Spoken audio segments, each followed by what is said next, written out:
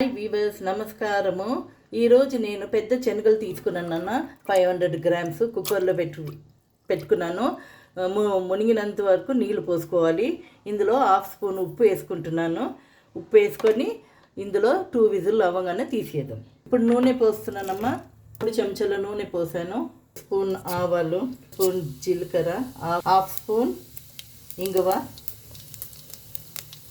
1/2 spoon జీలకర్ర powder, ఉల్లిపాయ paste, 1 spoon ఎండుమిరపకాయ, spoon పసుపు, స్పూన్ ధనియా,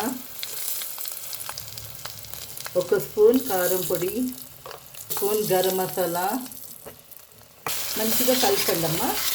కరివేపాకు, మిరియాల పొడి వేసుకుందాం 1/2 స్పూన్, బజ్జీ మసాలా 1 స్పూన్, తగినంత ఉప్పు అమ్మ,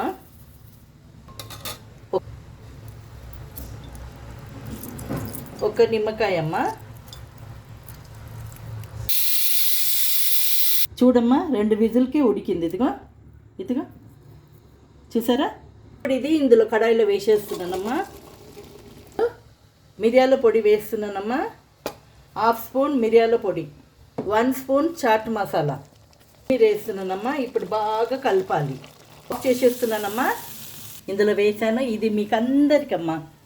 ఇది మీకు నచ్చిందంటే లైక్ చేయండి, షేర్ చేయండి, సబ్స్క్రైబ్ చేయండి. ఇది పెరుగుతోటి కూడా తినొచ్చమ్మా. ఎంత టేస్టీగా ఉంటుందో తెలుసా. Okay, bye.